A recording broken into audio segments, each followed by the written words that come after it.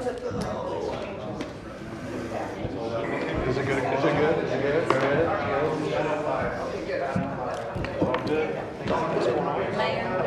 Mayor, we're having technical difficulties. I think it's power, so give us just a minute. Okay. All right. Well, you know what, actually, there's gonna be no voting on this one, so you can go Moving ahead. up, we're good? Okay. Yes. Good evening, good afternoon. I'm going to call this meeting to order. It's a workshop for the City of Fort Walton Beach on Tuesday, March 26, 2024. If you have a cell phone, if you please turn it off or put it on vibrate, we'd appreciate it. And then if you stand with me, please, we'll do the Pledge of Allegiance.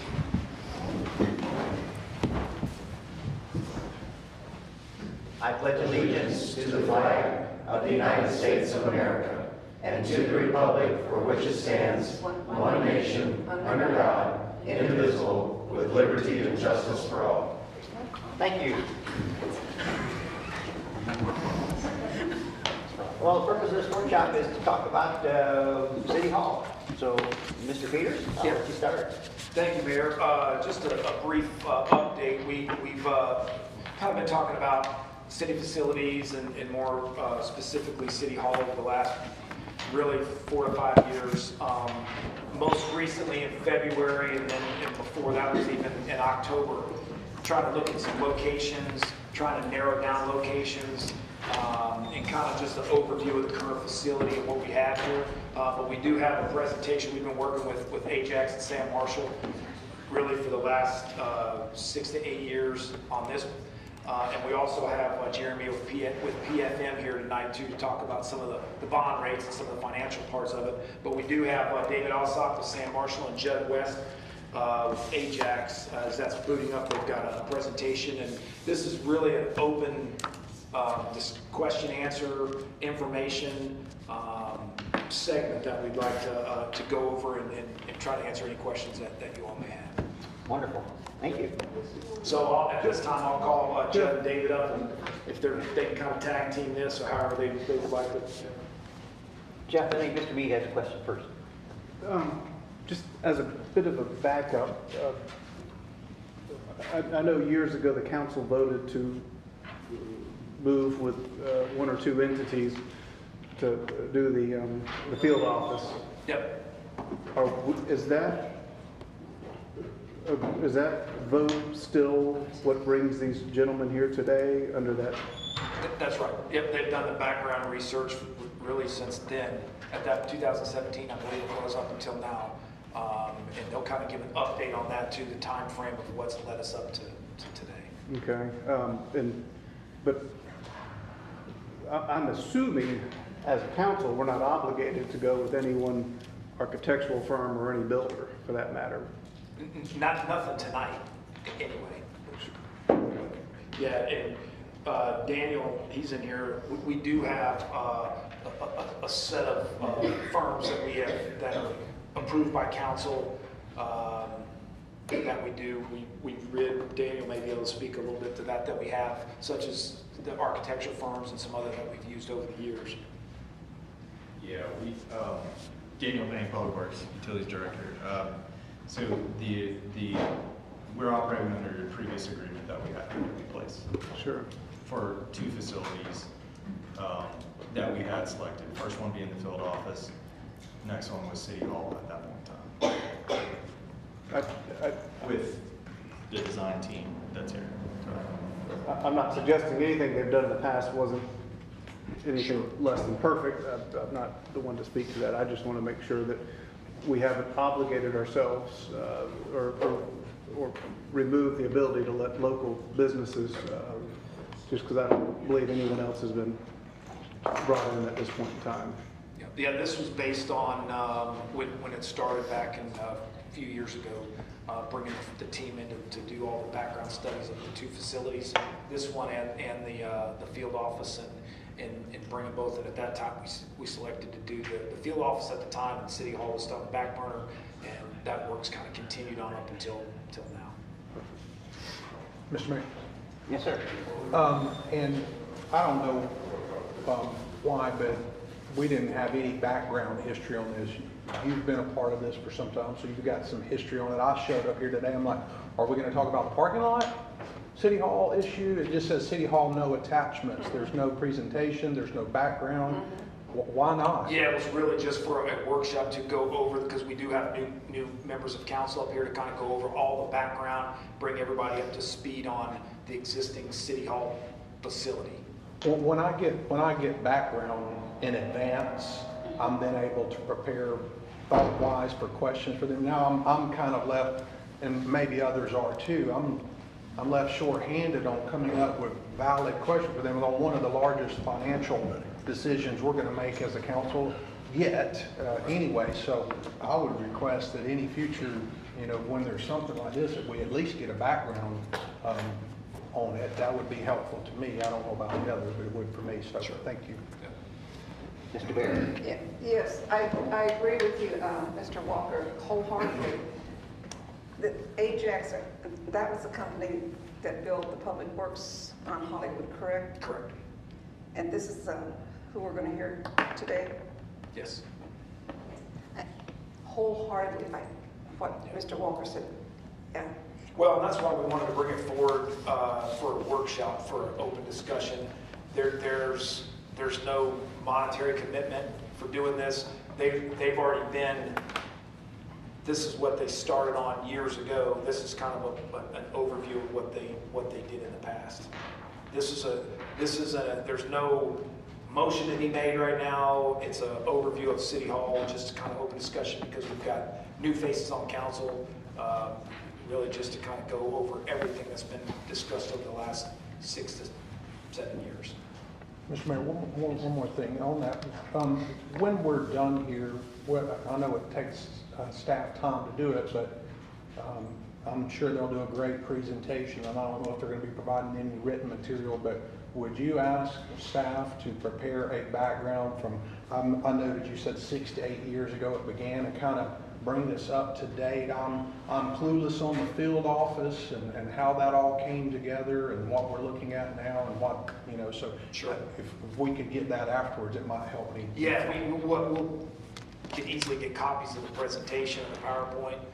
We were going to just really go, they were going to go slide by slide. We were just meeting there 30 minutes ago to try to, get the slide hooked up to here, but we'll give them any background, anytime. We've probably had 3 or so council discussions just over the last year and a half on this, and they'll discuss that tonight, really kind of overview the projects that we've got going on now when they're falling off. So again, this is really kind of a question and answer, informational workshop, just to talk about the facility. Thank you. Thank you. Gentlemen? Would it help if we started off with just a general background of how we came to be in front of the city council? Sure. Sure. I started with Alcon and RP. I'm David Alsop with Sam Marshall Architects, 325 South Palafox, Pensacola, Florida. And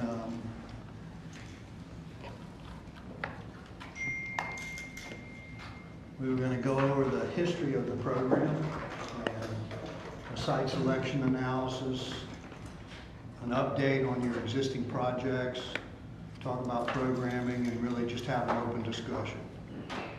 So in 2015, you had a study done of all the city facilities. AvCom prepared that study. That's what we started with when we came on board in 2016. So we studied 26 different sites, 13 different buildings, or actually 13 sites and 26 buildings, to do an assessment of all of the city facilities about the size, the condition, whether they were immediate replacements or slow replacements, good, better, best. And so we conducted that, and the result was the field office complex. And the field office complex combined 7 different departments and 6 different sites into one site and one facility that included all of those different departments based on the programming that we prepared. And it did include all of those city facilities that resulted in the field office complex that reduced energy costs, reduced staff, achieved efficiencies by combining departments, It freed up space or properties for the city to use for other purposes. You'll hear some more about that. All of that background information is available, and we'd be happy to meet with anybody who wants to hear about the process and how it went. The field office was put together under a guaranteed maximum price. Ajax built it. It came in under budget. It came in under the time allotted.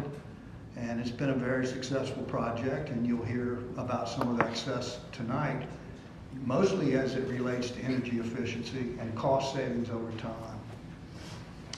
When it got completed, the second major facility on that list that was compiled by Ajax and Sam Marshall Architects and input from the city was that City Hall complex was the next major thing that needed to be replaced due to its age, its condition, its inefficiency with energy, its inadequate space to meet ADA requirements. Things have changed since then. The floodplain has changed. This thing is in a different flood zone than it was because the maps have been updated.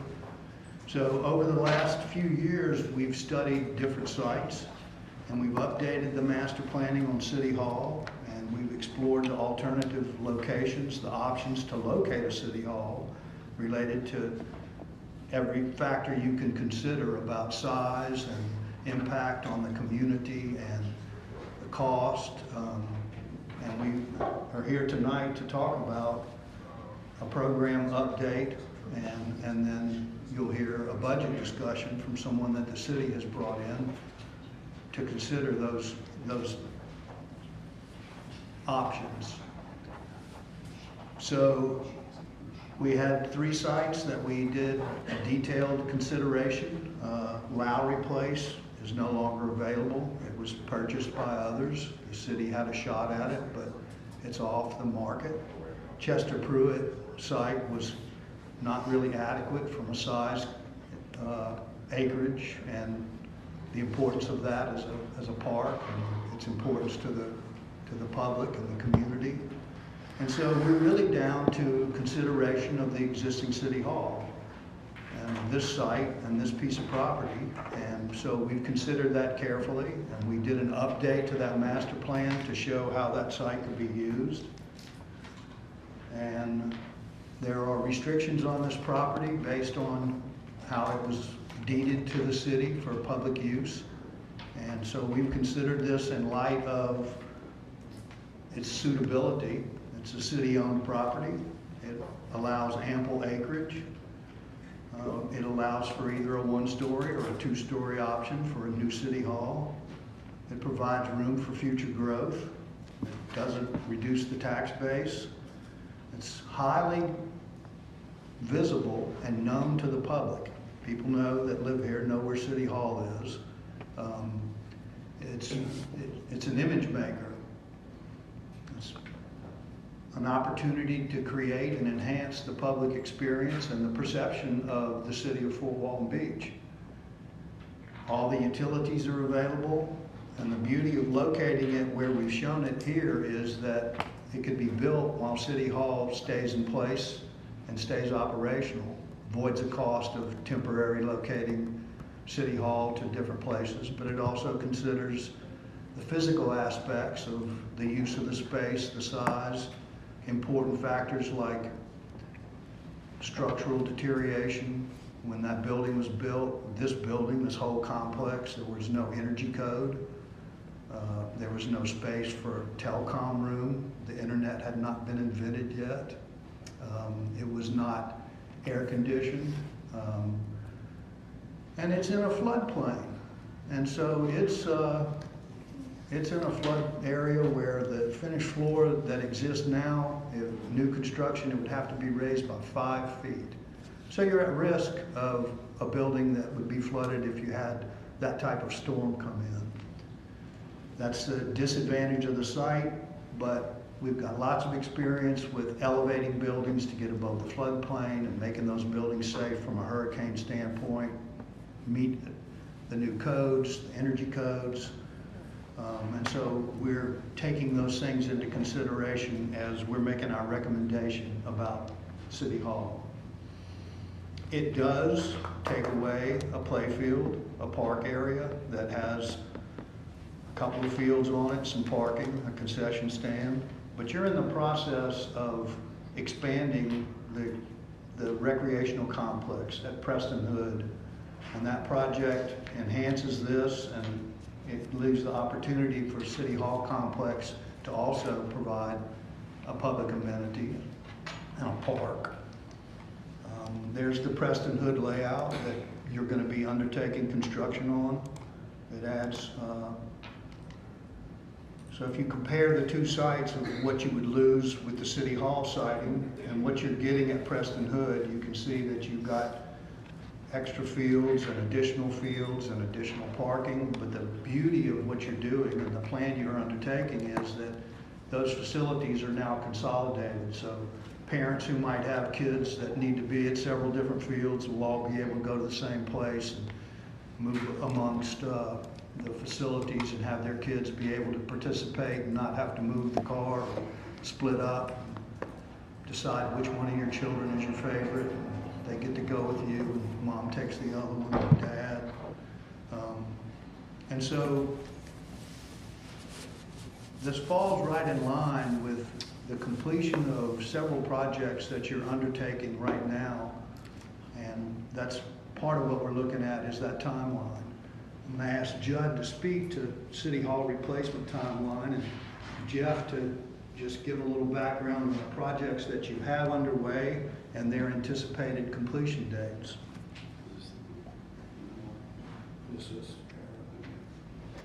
Yeah, I think another thing that's good to note on the City Hall site is the opportunity for a nice green space on the south end of the site that's probably as large, if not larger, than the multi-purpose fields you have on the north side now as we build there. So it'd be a multi-phased project where you would essentially build the new City Hall on the north side of the site, the new parking.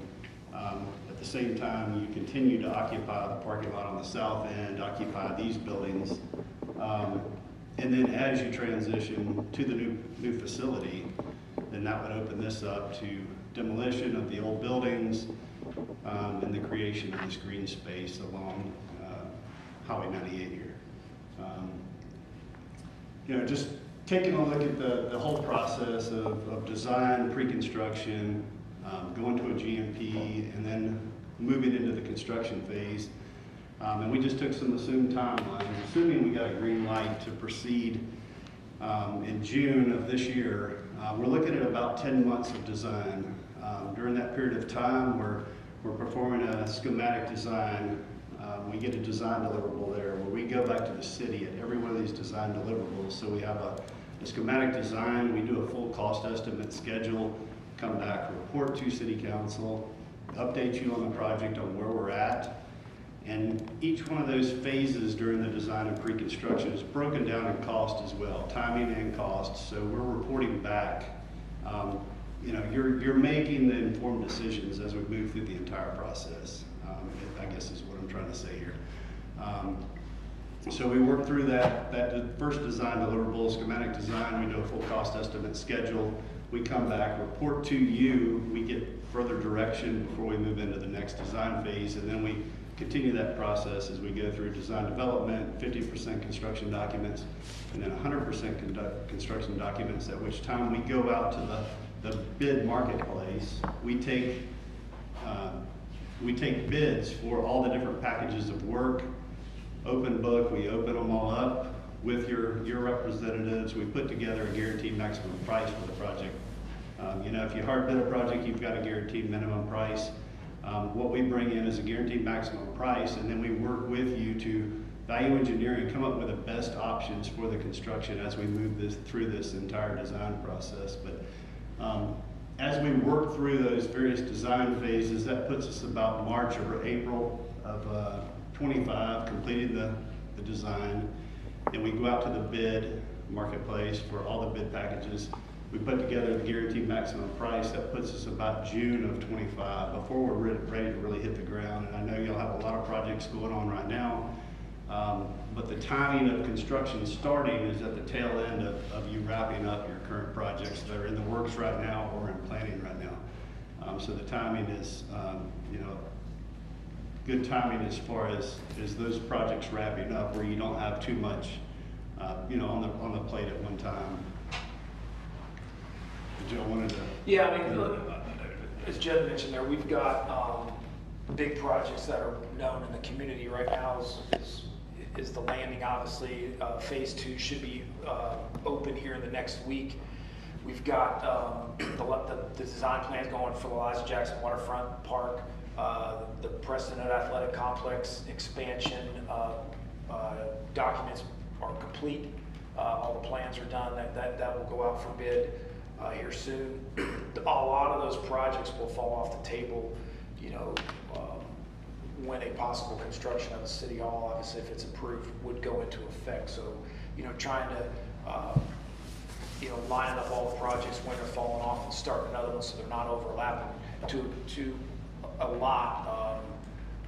That's kind of what this slide shows when the time frames would come, just so it's not all dropping on top of each other. We know we're working through this entire process. We've got to be fiscally responsible for city council, for your staff, to make sure that we're providing an efficient facility.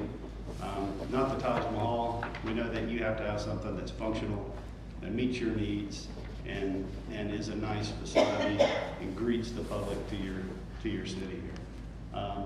You know, we know that we're looking at a 1 or 2 story option.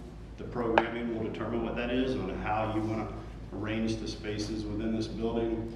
The building size is to be determined now. You know, we can't just say we're going to take the exact square footage of your existing facility and rebuild it, because you can't do that anymore. It doesn't meet current codes. We know that different things are going to have to happen as we go through the design. We've got to have more mechanical space, more electrical space, more circulation space, but we also have to make sure we're, you know, accounting for your current staffing and projecting into the future, and coming back and making recommendations and making this an entire team process to come up with what fits the city of Fort Walton Beach for this new facility. You know, we know we have 5.33 acres to work with. The city hall and the parking for city hall is not going to take up 5.33 acres. So what is the best use of your project site here? And you know, what feedback do we need through this process from yourselves, from the community, to make sure that what you're building here is the right facility for the city of Fort Walton Beach? You know, as far as budget, once we get to that first design deliverable, we'll be able to come back with a very detailed budget, cost estimate, project schedule, and give you all the intimate details that you need regarding, you know, what is this project going to cost? What are our different options to save money? You know, what kind of building structure are we looking at? Are we looking at a hardened facility that can provide, you know, some hurricane protection in an emergency situation? You know, are there going to be other items incorporated into a new city hall? Is it going to serve as a EOC during a, you know, you have an event come through Fort Walton Beach?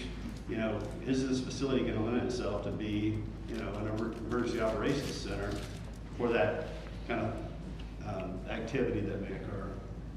But these are all options that are on the table. Some of the construction methods we use automatically result in a hardened facility. If we use precast for the exterior skin of the building, or tilt wall construction methods, these are hardened products, but you're not paying a premium to harden the building. It's just something that you gain through the natural process of building under that type of building or construction. So we'll come back, like I said, with all the details once we you know, get into the design process. Yeah, really, like I said, when we started out, you know, there's new faces on council. Some of the ones that have been up here, you know, have been involved in all the discussions, but this is kind of an overview of, and that's why we wanted to bring it forward in a workshop. This is kind of an overview of what's been discussed over the last 6 or 7 years, just to update everybody on the information that's been gathered by the team over since this started. We did bring Jeremy with PFM just to kind of discuss you know, a city facility like that is not something you just write a check for. And, you know, we wanted to have financial information and city hall information, just so any questions that you can come up with that you want to ask today, or once you get all this information, get back with the staff moving forward. That's kind of what today's about. Great. Thank you, Mr. Mayor. Jeremy Needfield with PFM. I'm a managing partner. The Orlando office. We're a financial advisor to municipalities across the state, the country. We've been working with staff on just socializing some of the thoughts on the market, where the market is for interest rates, what the options are to access capital for potential large-scale projects such as the City Hall. So happy to answer any questions on the fly. Don't want to get overly into the weeds on any market specifics. We do have some market slides at the end if there are some questions that would help. But really just want to talk through the process and some of the things that we've been considering as we prepare for the potential funding need. Brief project overviews, as you just heard. You know, City Hall and Recreation Center potentially combined, if there are, you know, 15 million for the City Hall and 6 million for the Recreation Center. These are the estimates that we use just to prepare some budget parameters to discuss with staff on what the affordability is. So when we look at these long-term projects, we look at what the useful life is. Since the city would issue debt on a tax-exempt basis, we look at what the ability is to term these projects for. So 30 years is a standard financing for a City Hall project or something that has a long life, such as a facility like the City Hall. Some of the considerations, we start with looking at the current outstanding debt. So the city has several loans outstanding. Those loans were issued in a low interest rate environment. So the debt portfolio of the city is very efficient currently. We look at financing capacity. If you were to do $10 million of borrowing, that will cost you $750,000 or $800,000 a year. If you do a long-term deal, if you do a short-term deal, 15 years to $1.5 million a year. So we talked through some of that. What's the financing capacity from a budget standpoint? From a credit standpoint, the city's in a very good financial position. So there is no concern from a bonding capacity. It's really a budget capacity on what the city can afford. Like we had mentioned, the project useful life was estimated. We look at credit alternatives. Does it make sense to issue based on a single revenue or a basket of revenues or whatnot? So we worked through that with staff. The general consensus is that a covenant to budget appropriate or just the general pledge of city revenues would be a good way to access the market. And then we looked at a range of potential options, and we can talk through those. So over the years, we've talked through the objectives, the city's debt profile, what the legal structure looks like, and how we would set up a funding, what the debt capacity is, and then the alternatives. So that's kind of where we're at now, identifying alternatives. So with direction to proceed, our next step would be to come back with a recommendation. And that would be part of the financial plan. There's a couple of ways that a city government would access capital. You can do a construction loan in the interim, or do an interim drawdown line of credit, or you can do a variable rate loan. There's also long-term debt. You can issue long-term debt anytime you're within 3 years of completing a project. It's traditionally sold as fixed rate, but you could do either a public offering or a private placement. And we'll talk about the differences.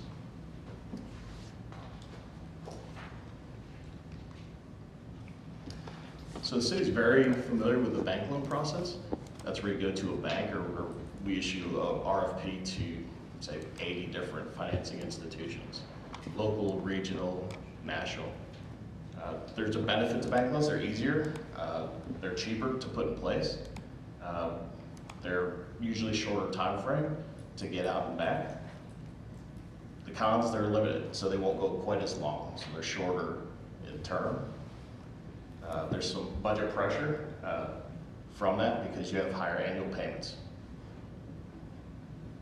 And then there's some call provisions that end up being a little messy.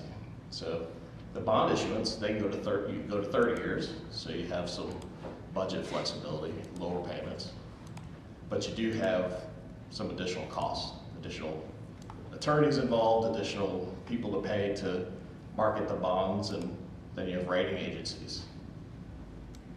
But the yields right now in a public bond deal are significantly lower. So when we come back with a plan of finance recommendation, we would include that to give you a sense of what that benefit is. Any questions on banks versus bonds? Yes? Where'd the $15 million figure come from? 15 million was a number that we used as an estimate, just to run some numbers and have some tangible discussion. That kind of came from the existing city hall and annex and chambers is about 18 and some change thousand square feet, based on if you made the existing city hall ADA accessible, the hallways as wide as they're supposed to be, the restrooms and everything like that, you know, it would somewhere be in close to 25,000 square feet and taking off like a $500 square foot per square foot. That's where it's just a ballpark. I mean, there hasn't been any design done. Yeah, it was just an estimate. It was just a a, yeah, Okay. But it's a realistic estimate. right.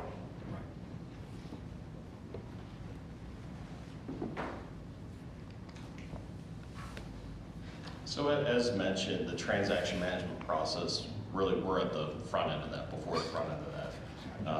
Until we get direction to proceed, you know, we wouldn't come back with a recommended, you know, sale type. So the different sales types are the public bond offerings, which you get a public rating, you hire an underwriter to find investors, and we go through that process. That process today, in today's market, is very efficient.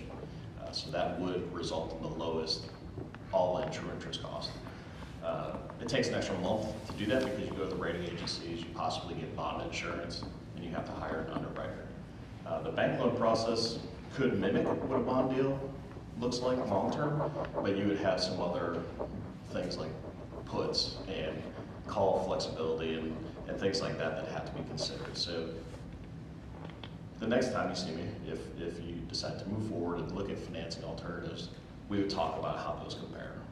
And we would say, today's bond deal, this is the timeline, this is the expected cost. You know, and we know what those are today, and they're about 75 basis points better for a bond deal. So think of it, 30 years, 4.25% with a bond deal, and almost 5% with a bank loan.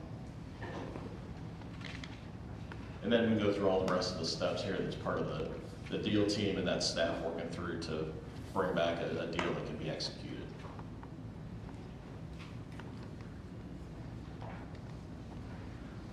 This is a sample of what actually happens once we get the direction. If it were to be a bank loan process, you have 9 weeks, so a total of 3 months from when we get the direction to proceed until we come back with funding. And that includes 2 different reviews by the board. So we would come back and present council with the recommendation. We would come back again to approve the resolution, and then we would close the transaction where the mayor would sign the documents.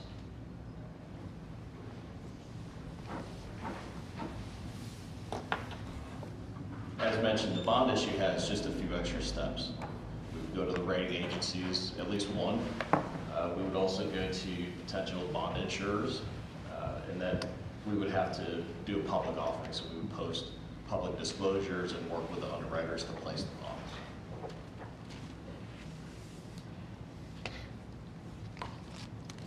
That's about a 4-month process once we get going.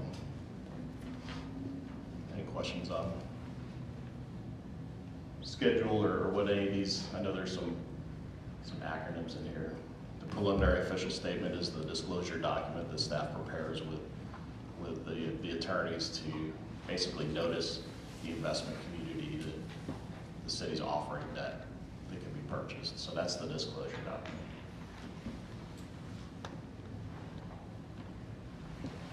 And the main difference is with a public deal, you're selling to a world of investors, and with a private placement bank loan, you're selling to a bank. So we work the credit with a group of banks that are interested in a public bond deal. Anybody can buy those bonds, so there's a higher threshold for disclosure requirements.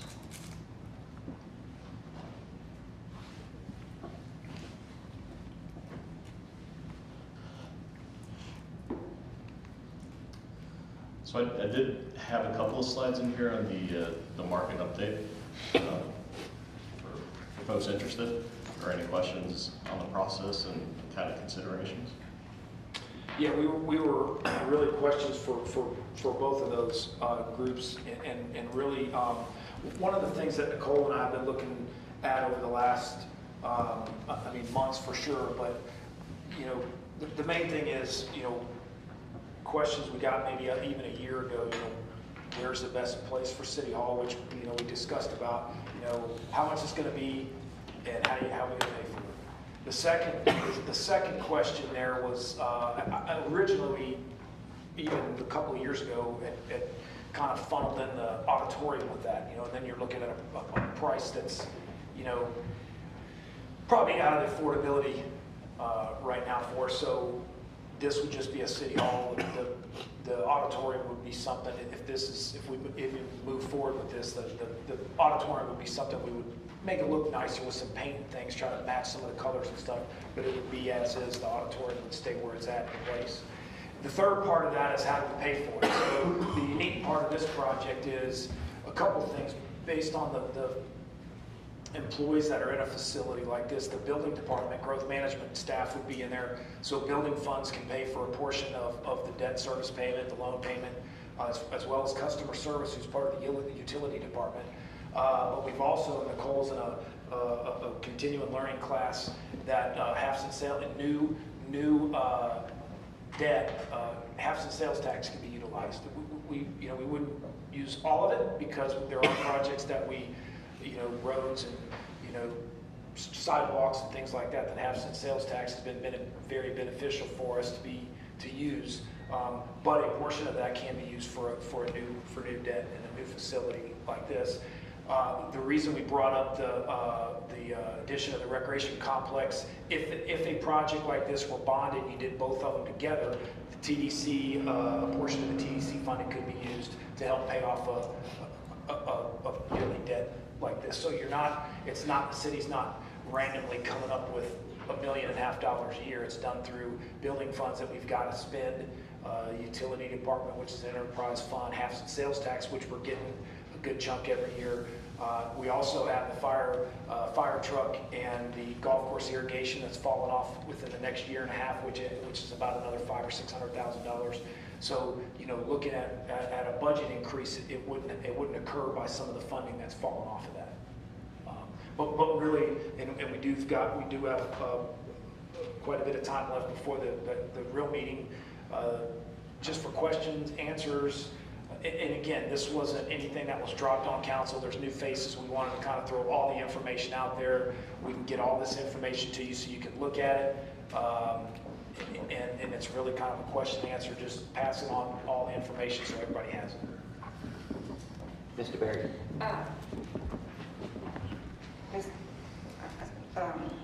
David.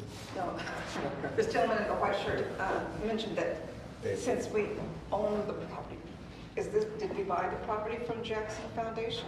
It's deeded to us to remain a city facility. Okay. So we couldn't turn and sell it.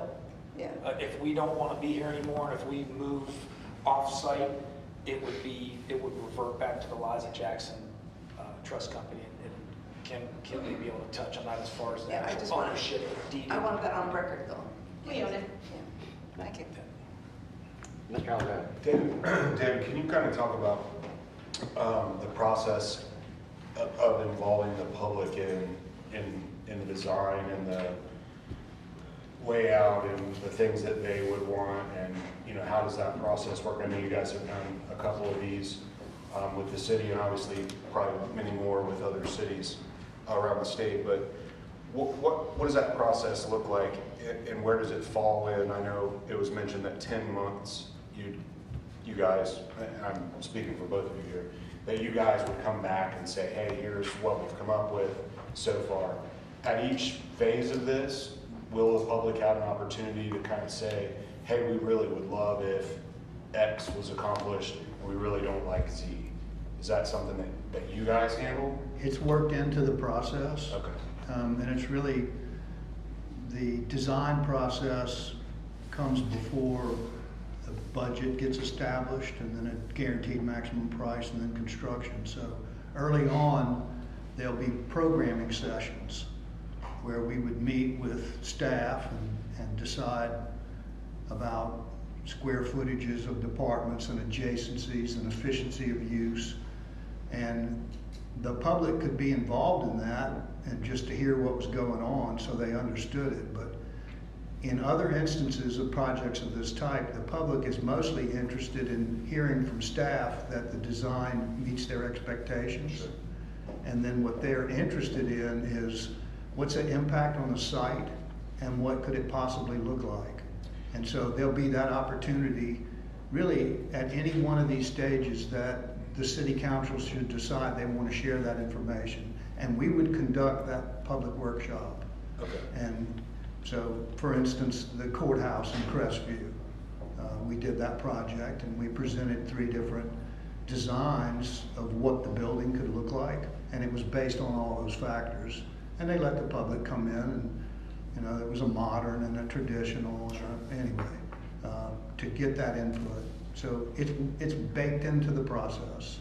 So my question is obviously not with regard to the public saying, you know, so-and-so's director office should be next door to other director, you know, Right. They wouldn't have that knowledge, but the aesthetics of the building, the green space out front, being a potential park or walking trail or whatever it would be used for, the public could be involved in those. Without a doubt. Sessions. And those are the things they're most interested in. Sure. Thank you, Mayor. You know, another thing real quick to add on to that, I failed to mention, Daniel got the numbers on just the utilities in general. So the new public works facility is about 28,000 square feet. Their utilities run about $50,000 a year. The city hall, the current city hall square footage is about 18,000. It's about $100,000 a year. So, you know, it's significantly higher just on efficiency on new buildings. And I failed to mention that. Yeah, that was part of our discussions earlier in the day, that another offset from a financial standpoint is that energy savings. Because this complex is an energy hog. You've got to keep it cold in here just to keep the humidity down, so you're mitigating the chance of some unpleasant environmental conditions. And so when you have a new building, you take advantage of that. We were asked if we would be seeking things like LEED credits or green building, but most of that stuff about energy efficiency and the tightness of the envelope is covered by the Florida building code. It's all put into the code now. And so yes, you would have a very efficient building with all of those things that are incorporated in new construction. Mayor, if I could follow up Yes, on sir. that just real quick as well. So I know that I've certainly brought this up many times in the past, but there could be, and you guys have designed and built between the two of you, I know you do different things, buildings with a solar incorporation. Yes. That can also help offset Yes. The taxpayers' money.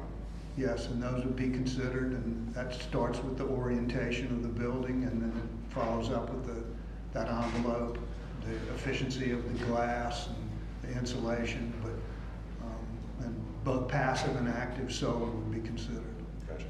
Thank you. Yes, sir. Other questions from council? Go ahead. What are the options as far as like this building? I know we've spent, what, just $100,000 last year on air conditioning over here for the building department. Is there any other like known large expenses we got coming up to this building? Yeah, Daniel's crew does that. I know we've got some roof issues, but Daniel can speak to that. They do a facility report every year. Yeah, so Daniel Payne, Public Works Utilities Director. So the other chiller I think was previously approved a few weeks ago for City Hall on that end. So that's, yeah, that one's roughly encumbered in. That's a $100,000 piece of equipment. Wide scale roofing issues, like we have been doing pretty good at spot, but a full roof over, we have 2 proposals for the annex and for City Hall. That probably be part of the budget process, if it's up to me. And, you know, you're looking at least from the, not sealed quotes we have, but just budget estimated quotes, proposals that we have from a roofing company, it's $500,000 between 2, annex and here. So capital-wise, we're gonna keep doing this, you know, because we gotta take care of it as best we can. But it is getting quite substantial from a public works perspective. And that doesn't do anything for the power or the heating, right? We can add the best AC equipment in here, but it's probably going out like a sieve on that side. That would take a long way to still get to that $15 million, you know, estimated number, but a $500,000 roof, $100,000 air conditioning, $100,000 a year in utilities, you do eventually. Something needs to be done eventually. You know, is it a Taj Mahal like they were saying? No, but something needs to be done eventually. But what's also the threshold? Is there something where, say we were to remodel this building? I know that we got the floodplain and you got we're 5 foot lower, but what threshold do you eventually get to where when you're remodeling a building and you bring it to code, you're better off to start over? It's called the 50% rule. Right. And if you expend 50% or more on improvements to a building based on its current value, then you have to bring it to 100% code compliance. And in this case, structurally, that's impossible I mean, by the time we tried to fix everything, we'd exceed the 50% market value of the existing building, but we could never achieve complete code compliance without going outside the walls. Just as an example, this building is built with concrete block, with brick on it, no insulation, no vapor barrier. So just that alone, but that's what triggers it, is what's called the 50% rule. And that wouldn't address the floodplain and the additional 5 foot in elevation. Correct. Thank you. Mr. Mead. Question, why are we not replacing the auditorium, but we are replacing City Hall? We separated the auditorium from the City Hall complex because of the nature of the building and the use of the building. We did an in-depth study about the size, the sweet spot for an audience chamber and the size of that building to be in between the Mattie Kelly complex at Niceville and the Sanger Theater in downtown New Orleans, in downtown Pensacola. There's a Sanger in New Orleans as well. And the idea was that those 2 facilities, Mattie Kelly's about 1,650 square feet or seats, and the Sanger Theater in Pensacola is slightly less than that because they changed the seats. So the capacity of the existing auditorium is 400, and it would be an advantage for a management company. So we had a discussion with staff and with City Council about separating those 2 so that the auditorium could be addressed separately about what size should it really be. And that building also is affected by the floodplain and also affected by the energy code. It's got very, very big problems with ADA compliance. So that's why it was broken out to be considered separately. So does the auditorium have the same construction deficiencies as City Hall? It does.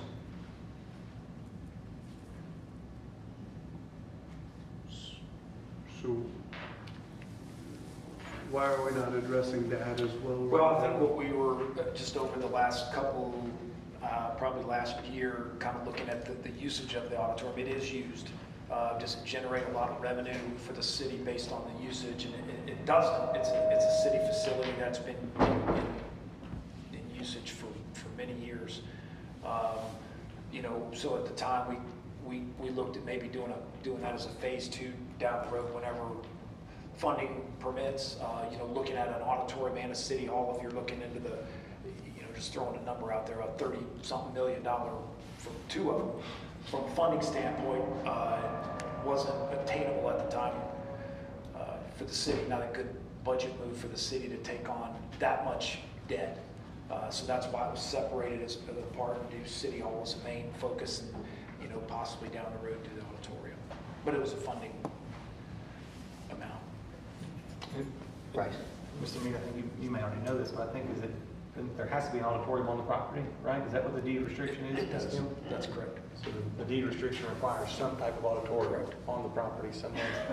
That's right.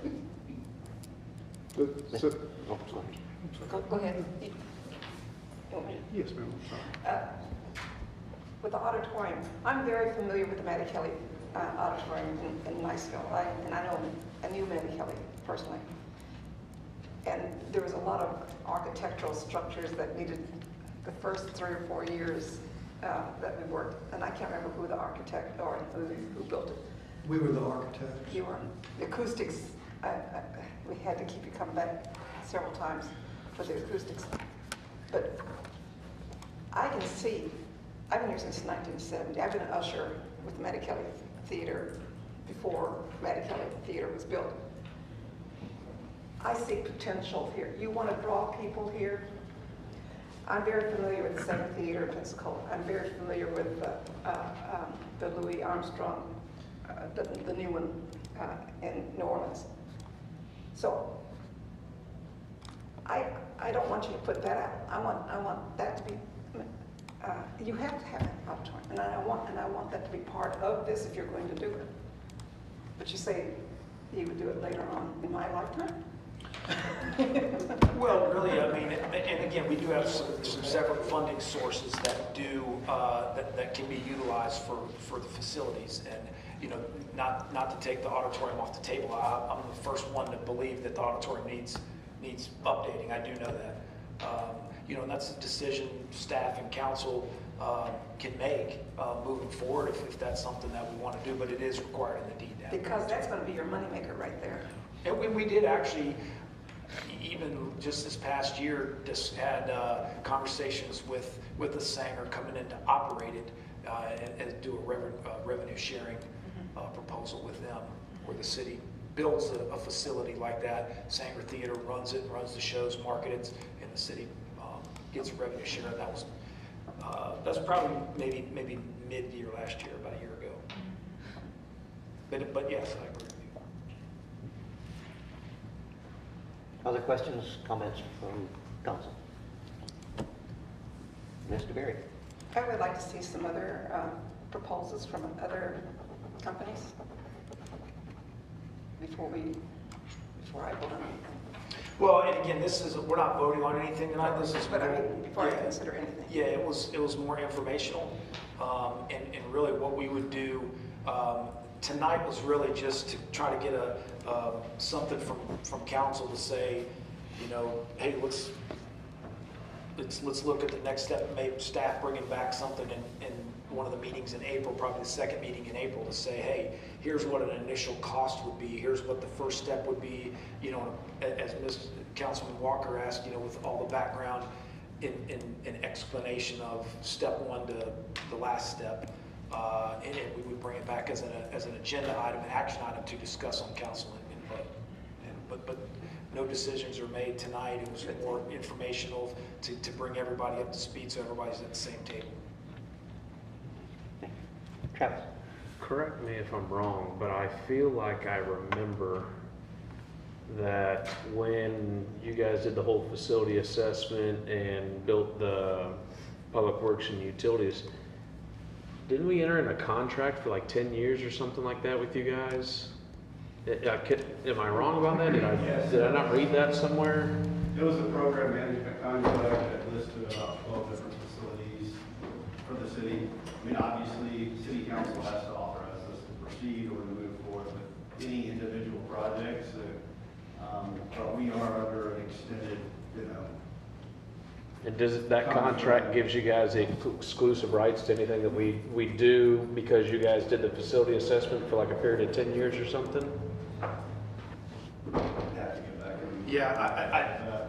Yeah, I wasn't involved in that. I'd have to look at the documents on that as far as who has the right to do the design. I guess that's what you're. I feel like I remember something in my mind from 4 or 5 years ago. He might know because he And was that's on the something council. we can bring back at that April meeting. I mean, How many years ago did we sign this agreement? I'm not. 2016. Yeah, I was gonna say it's been about 8 years. I want to say. I voted against it, and this is why. We requested qualifications without a fixed price, and I believe qualifications are important, but today, we're operating in qualifications we received many, many years ago. And it's not that they did not do a wonderful job, and they're not great contractors and architects, but we're operating off of qualifications from a long time ago. And I didn't like that we were agreeing to let someone build something without a price. It wasn't a phased project to where we did, okay, this is step one, this is a conceptual plan, let's let locals and people from out of town bid on it. Step two, this is where we're going to, let's let both locals and people from out of town bid on it. It was all up front. We determined them to be qualified, and that's it. And the only assurance that we were going to get, or the only assurance that I remember that we were getting on pricing was that it would be transparent. The pricing would, but I don't know that that always means that we're getting the best pricing. It just means that we're able to see it. So those were my concerns, and that's from my recollection from that long ago. That's why I voted against it. So, Go ahead. Ms. Compa, can you look into this for us, please? Because I feel very strongly about. Yeah, we definitely will, and I know this project stretched over 8 years. It's not something that was just done like 4 or 5 months ago. I mean, it has been an 8-year-long process. That's information we can bring back in April, and if it's something we send out, you know, proposals again, that's something that's obviously up to council, but it'll be in the staff report when we bring it back to see what you all want to do, and the first step that you want to do it. I mean, we'll obviously get the legal decision on it too, but yeah, that would be something that council, we can bring back to you all as well. And again, it's been an 8 years running, so. So it'll be on the second meeting? Yeah, I mean, really, because our agenda items would need to be done by this Friday for the 9th, April 9th meeting, so it would be the 23rd, April 23rd meeting. Thank you. Mr. Smith? One more question. I can't remember last time we talked, the section of City Hall that got sold off, was that before or after, you know, we had originally talked, what was it, about a year and a half ago, maybe 2 years ago, about design of the City Hall and what we wanted to see? Was that piece of property already excluded from there, or, okay? It was sold already. It was. Yeah, our site plan shows that parcel. I saw in the one you guys showed today, it did show it was excluded, but I couldn't remember last time if it was or wasn't, and if that would affect anything or not. And I think it was already gone as we were discussing the Okay. upgrade to or the updates to the master plan and the program. Okay. And Dairy Queen's not coming. I like they are. I'm gonna be dead before they get here. Mr. Allegretto? David, while you're still up there, so say that we did want to move forward to have a design done. What's the cost of that 10-month thing? I mean, I know you're not going to give me an exact number here, but like, what's that cost look like? It's probably in the neighborhood of, the total design package is probably in the neighborhood of $900,000. Okay.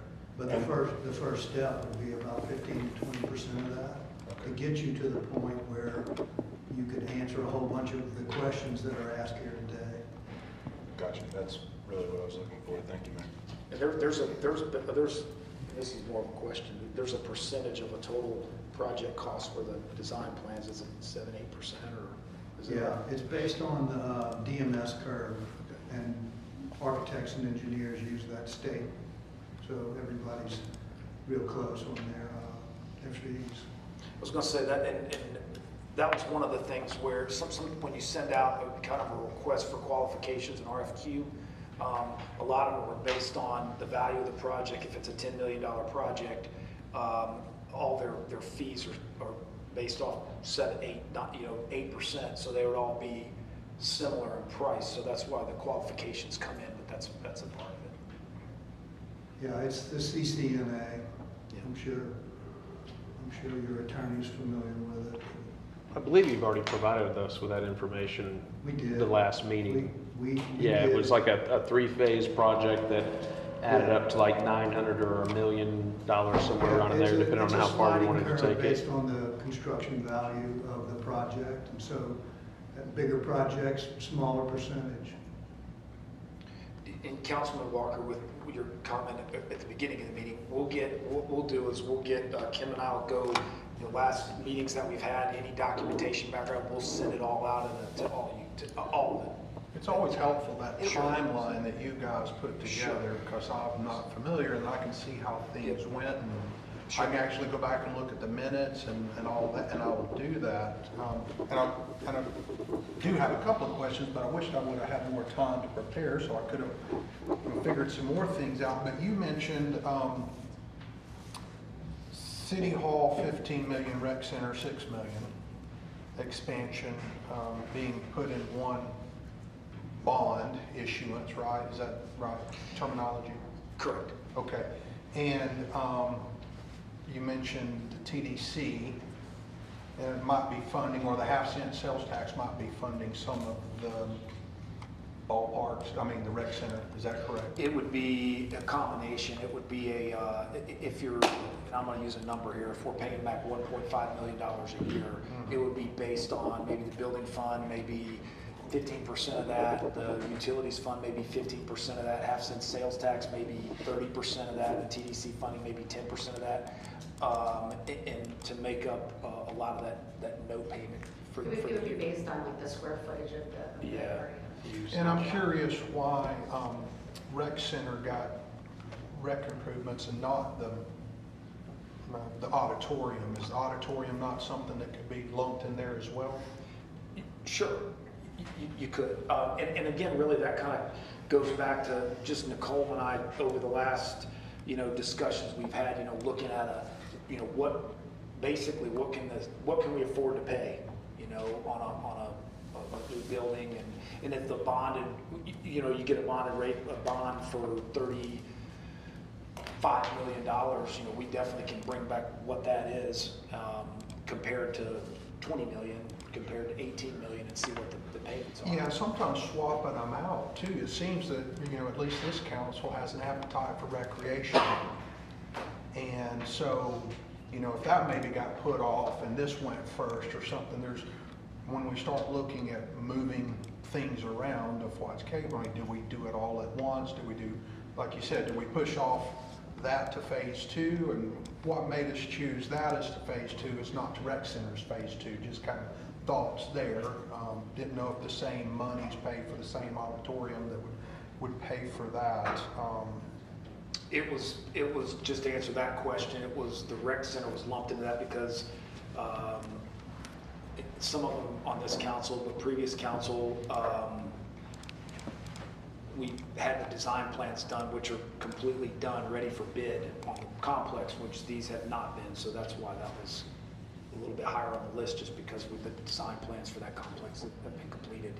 The plans are completed, but is the funding in place for it already, or are we creating plans without the funding? Because that's where I was getting confused, because I remember a couple of weeks ago it came up. I remember that site, and we were getting 4, is that correct? 4 fields out of it on the, right? Is it 12 acres? It's 12.3 acres. So we're getting that. The funding's not in place already to fund the construction of that. We just. So what was discussed when the design plans were initiated was that the rec center complex addition would be funded from half-cent sales tax and TDC funding at the time, which if a bank loan was done, then we submit our 12.5% TDC funds that we get every year.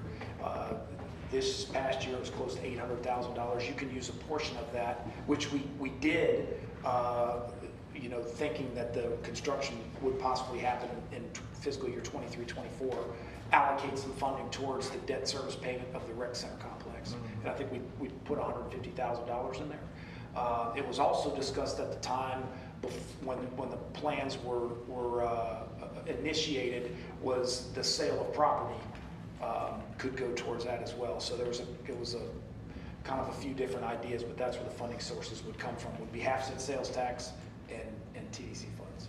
Well, and that was one of the things that I think, had I had this and maybe a timeline and background and everything else, I still have a sore spot for the $4 million we sold the fairgrounds up there, and with no plans for the money, and it's just gone into general funds, and nobody's talking about using it to replace the auditorium or for the rec field. We're talking about financing, of which people will, taxpayers will get it. Not to say that, I wanted the $4 million to be automatically sent back through a reduction in the property tax. That didn't happen, so it's sitting over there. So I still kind of always ask, where's that $4 million and where's it going? Just so you know, that $4 million I've allocated, we have a balloon payment for the rec center that's in what, 2027? So I have allocated a restricted fund for a big portion of that to pay off that balloon payment that's coming up. And there's about there's probably not $800,000 or $900,000 in the fund already from other property sales, and when the building was constructed, the balloon payment, any future property sales would go to, we sold the property next to the complex, the Bay housing community there on the corner of Hollywood and Memorial. That property sale went into that fund to go off to pay the balloon payment in 2027. So the sale of property that would qualify for that, as Nicole said. Mayor? Yes, ma'am. I have a question. The auditorium and the fields that you're wanting to fix, TDC money, half-cent sales tax, use that money for the auditorium and that property there. City Hall, go to the bond or the bank note, because we can get the money from TDC and half-cent sales tax, because that's what they want. This is what, because to draw more people here. So don't just do City Hall by itself. Well, the money up front, the TDC we do get, and I don't know the exact number, it's about $2.5 million a year. There's not enough funding in the half-cent sales tax fund balance to pay for an auditorium. There would be for the athletic fields, but if an auditorium is and I'm throwing a number out, $10 million, we don't know exactly what the cost would be. You would at least probably do a bank loan to be able and then utilize the funds as you get each year to pay that note off. But yes, that is what those funds were allocated. Yeah, I would like it to be separate from the City Hall. Nicole, Yeah. thank you for that. So, what would have happened for that balloon payment had that sale up there on the fairgrounds not happened? Where would the money? When was the balloon? It came from the unrestricted. The balance would come from the unrestricted fund balance. So we're just swapping out money. The money was in there. Right. So we put $4 million in there, and we're taking. I mean, they kind of get all dumped into one pot. In the general fund, yes. And so it's not the same dollar for dollar. It's just a balloon. It's just so we restrict it, so it's restricted off to make sure we can afford that payment when it comes due. You could have restricted it before the sale of the fairgrounds up there, right? Yeah, but you said there was something in place that some council a while ago kind of said all of the sale of the surplus. Yeah, when the funding sources came forward in 2015 for the rec center complex, there was a certain amount of debt service payment, and then there was a balloon payment of $3 million at the end of the loan, which expires in 2027, which the rec center will be paid off. There was a balloon payment of $3 million, And the council at the time had noted that there was a whole list of properties that were on the list as marketable, and the council had decided at the time that property sales would go into to pay the balloon payment off, to build that fund up to pay the balloon payment off in 2027. How much was that payment for the rec center? The initial payment was Were we making monthly or annual payments? annual. I think we pay about $250,000. Something, I'd have to look. Yeah, and the balloon payment was $3 million. Something more right around. So that's about to be, I mean, that'll be paid off. Correct. And we've got $250,000 a year that's no longer gonna be being spent on that. That's right, Nicole's probably got, yeah, she's got there, that and that fire truck and the golf course irrigation. We're in year 11 of 15, and it's actually, part of the $557,000.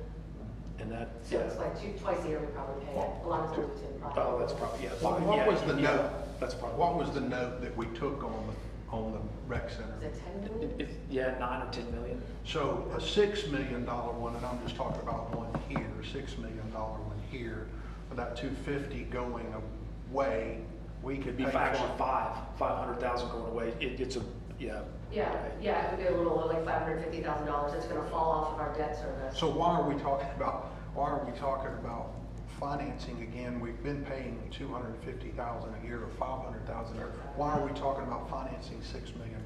Well, that was just a discussion. If you're going to bond something over a 30-year period, do you want to use reserves, or the fairgrounds property? If you wanted to do that and pay that off, and then use half-cent sales tax where it's all paid off, you could. I mean, that's really up to you all. And this is definitely where and I know you're going to be getting it, and I look forward to receiving the timeline, the background, and maybe more details on financing.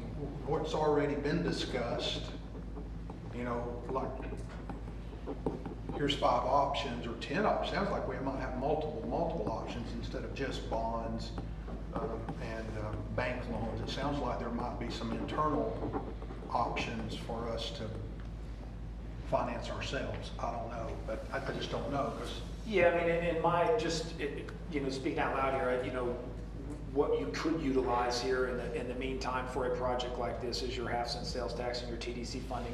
When those other loans expire and they're paid off, and you have $500,000, and the fire truck is paid off, or the golf course irrigation's paid off, and you have $800,000 or $900,000 of money that you're not paying out, then you can start using your half-cent sales tax and your TDC funding for other, utility work. There's other projects that the half-cent sales tax is supposed to be used for. So you could use it for city facilities, you could use it for roads, you could use it for. Right, and I would look at all those things. One of the things one thing I turned into you on the budget was to reduce the cost of government on taxpayers. And I don't know, what's going to shake out of all of this, but it's still my goal. Number one is to reduce the cost of government on taxpayers. Is this an opportunity for us to do it? I don't know. I'll keep looking for it every time something comes to me, so I appreciate it. And that's something at the time of when the rec center loan is paid off, that may be something that council at the time may say, well, it falls off, there's no payment, and then the budget's reduced at that time. I mean, it's not a requirement that it has to be spent. You can do with what you like with it. Right, and I'm developing a fuller picture of everything so that I can try to, facilitate just that. Sure. Let's get the budget down. Let's take that 250 or 500,000, reduce property taxes or other fees to taxpayers, because that's what I would like to see happen, while still having nice things. Mr. Jones. So I just wanted to add that I know that we're looking for a document, an email from staff that breaks down this timeline and all those things. It would also be really helpful to us to get a timeline of what loans are outstanding, what payments the city has, and when those are over. I can send a debt schedule. Just so that we all have that as well. It's in the, it's also in the act for the audit, like the next 5 years, but I can Sure. send.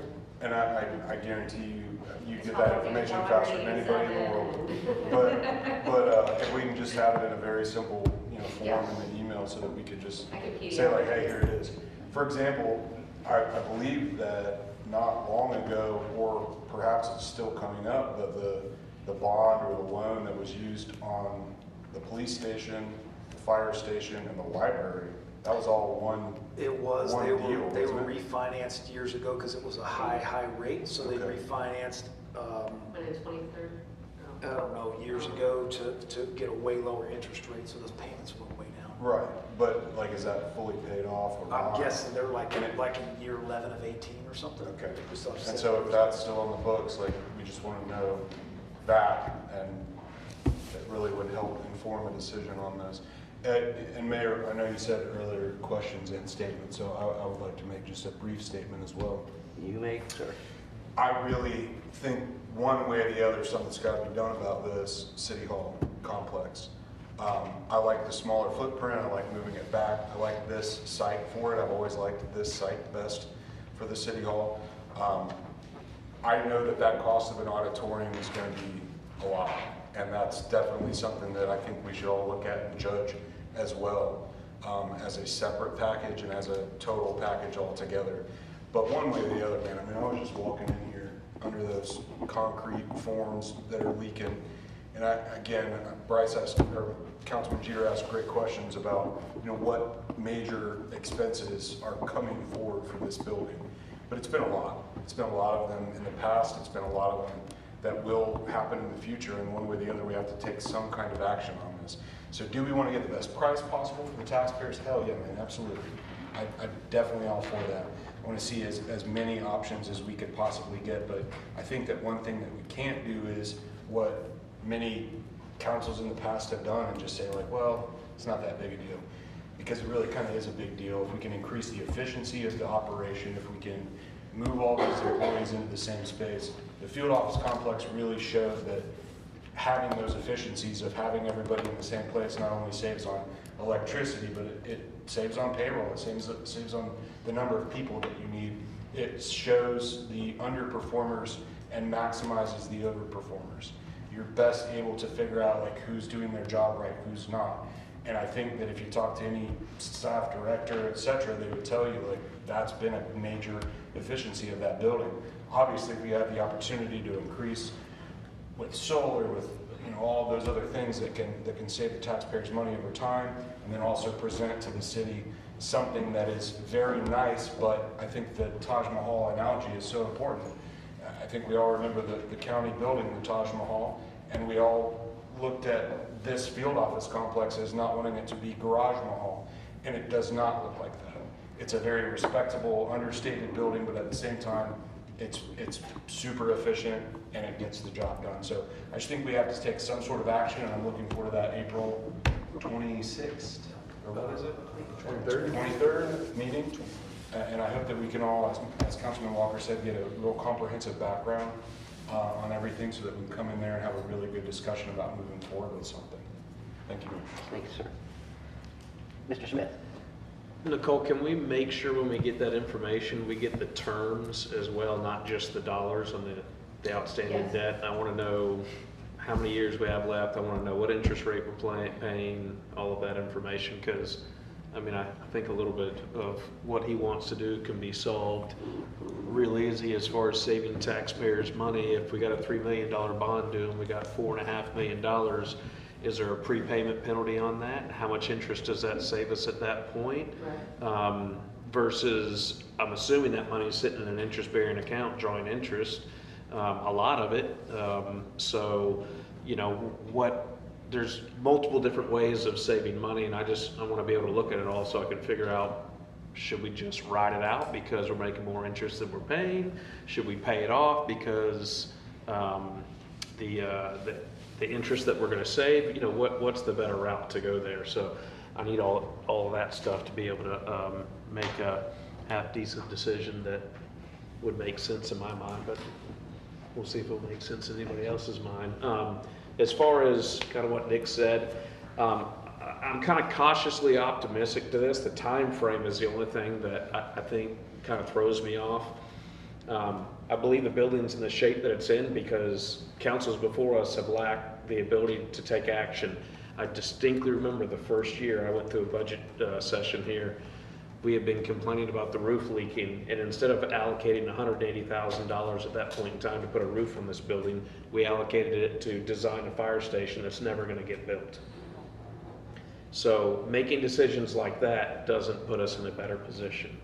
I am willing to act. What I mean by time frame is we're supposed to get this PD&E study back for the Around the Mountain, I believe July of next year. I don't know how much money that the city's going to have to cough up, if any, to do that. I think that that study is going to help probably lay everything out. So I do agree that the building here, something needs to be done. It's in pretty bad shape. It almost kind of reminds me of the Brooks Bridge. You know, nobody wanted to make a decision. It got to the point to where the state says it's going to fall down, or we're going to knock it down, and you guys are going to have to go somewhere else. That's where I feel like City Hall is. But when I look at the importance of things and the way that I think that they rank, I think that Around the Mountain's the #1 thing in our residents' minds.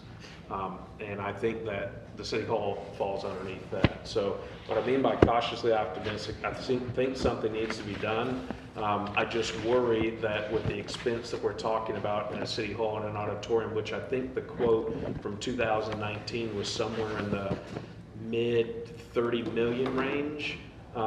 That's 6 years ago prices at this point almost. So I would imagine that they're probably going to be 20% greater than that right off the top. Now, I understand we can make the building smaller and we can value engineer stuff, but it's going to be more than 33, 34 million or whatever the number was when we originally talked. I would assume it's going to be north of 40 million would be my guess.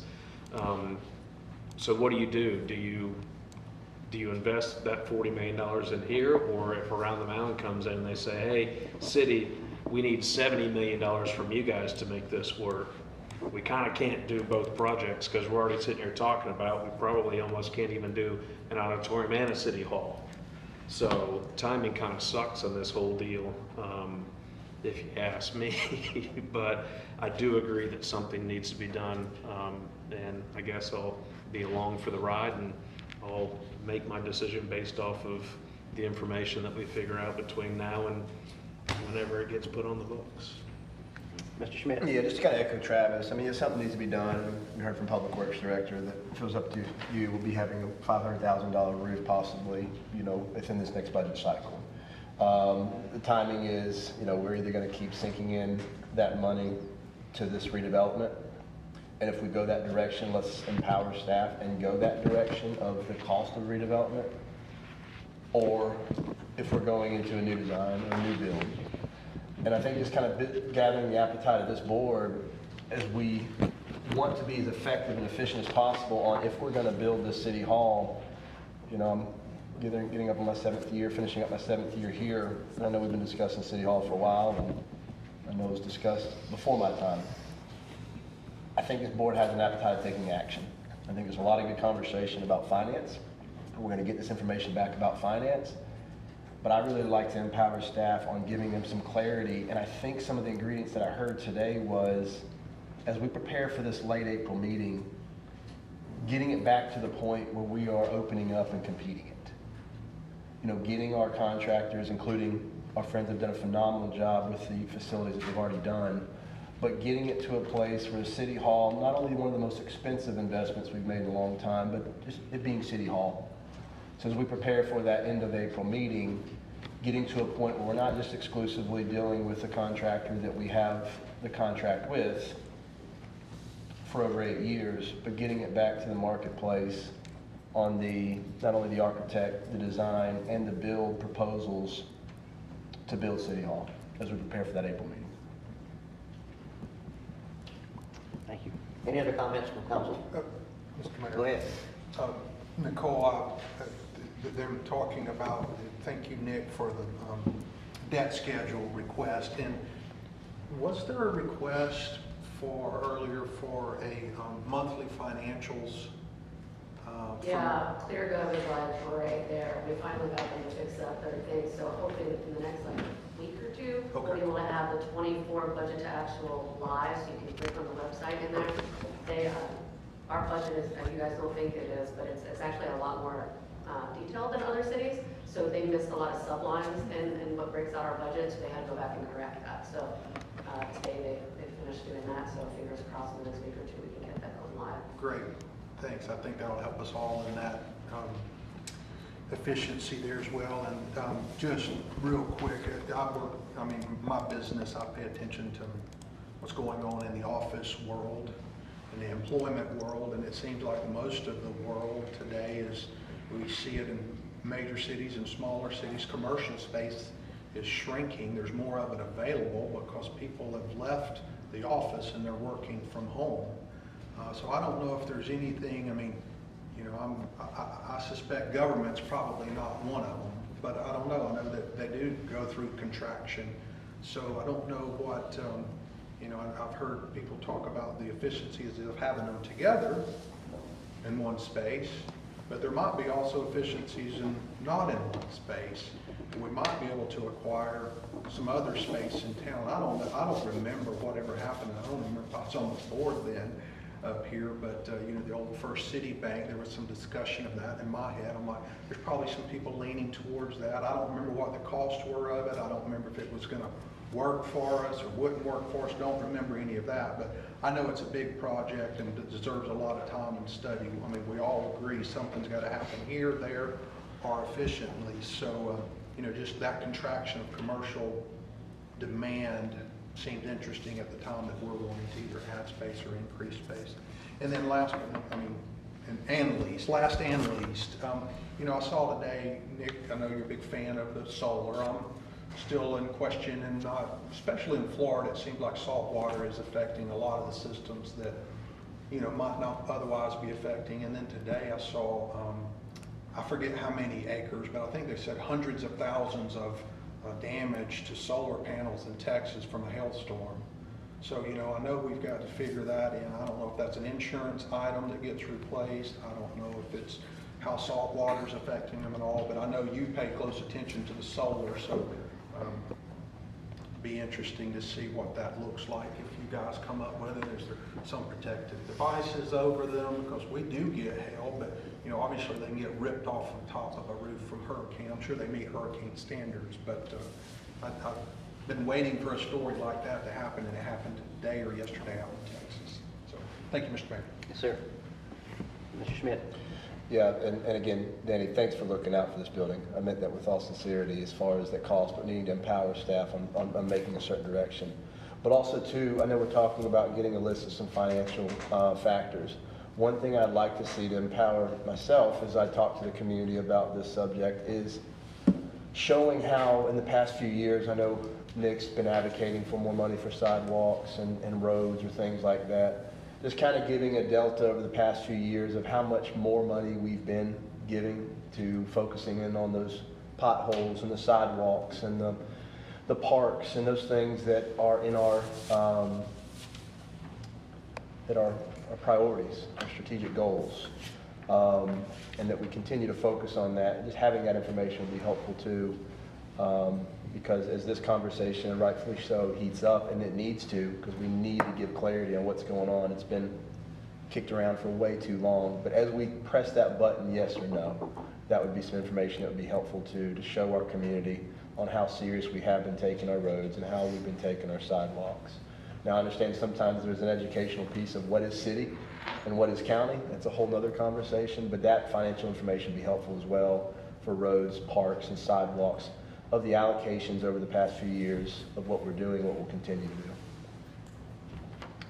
do. Mr. Mead. Too supportive of the concept of a new city hall. I don't believe that we need to do it today or next week, but I believe that we need to, as a group, determine that this is a priority, that this is a realistic timeline, be it a year or 2 years or 5 years. But I don't know what that number is. But that's hopefully we'll get some guidance from staff. So I would also support continuing to maintain our current buildings to make sure that they don't fall in disrepair or any roof leaks or any of those items, because it may take a number of years. Obviously, looking at the timelines, even if we said yes today to get it done, would also support anything we need to do to keep our auditorium sealed tight and operating well, because there are a lot of council meetings where we don't have enough seating for the public, and they're the reason we're here. So, you know, I would like to see the ability one of these days to be able to shift to the auditorium if we know that there's going to be a number of people, and have that available to us. The little premature, but Taj Mahal is a metal building with stucco. And the city did a good job before with making the field office a very respectable, but very, I use the word modest, facility. And I hope that that always stays in the forefront of our minds is it being a nice facility for the public, but not something that looks other than what it is, which is a public building for the benefit of the residents. And back to the other money that's sitting in the rec facility. Just as we've heard today on saving with energy, part of the reason we justified, and I don't mean that in a sarcastic sense, justified the new rec facility was that we were going to sell the other facilities at fair market value, which we did not end up doing to all of them. And then we were going to use that money to pay down the debt. And so that's probably why we had that restricted funds, as we made that one of our priorities. If we were going to consolidate, then we were going to make the highest and best use of the properties we sold to reimburse that expense of the new rec facility. So that's where it sits. But the list of what we owe and whether or not there's a prepayment penalty, like Mr. Smith said, would be definitely nice to know. Yeah, and just to tail on to that, I know the last one that I recall was the fire truck that we did just this past year. We and Nicole did some research on it and found out that it was better for us to hang on to our money in reserves. We're making more money in the money in the reserves than it would be the loan to pay it off at the end. So it was beneficial for us to keep the money in the reserves. We were making more money than it would be to pay it all out up front. That was just the last one I recall. I think that loan was like 2% or something like that, wasn't it? What was that, sorry? That loan was like 2% or something like that on that fire truck, wasn't it? I can't. It was low. Yeah. Not We the had one that that we discussion. got. I think he's talking about the $800,000 one that we haven't received yet. That's what I'm talking about too. I Yeah, it think was like right after the loan thing, yeah. 2% or something like that. But it's sitting in the account making $20,000 a month, and that was better than doing the prepayment. Yeah, I think it was 2% or something, just to make sense. Any other questions or comments from council? Anyone from the public have a quick shot before we call this workshop to an end? All right. We'll reconvene this at 6 o'clock for council meeting.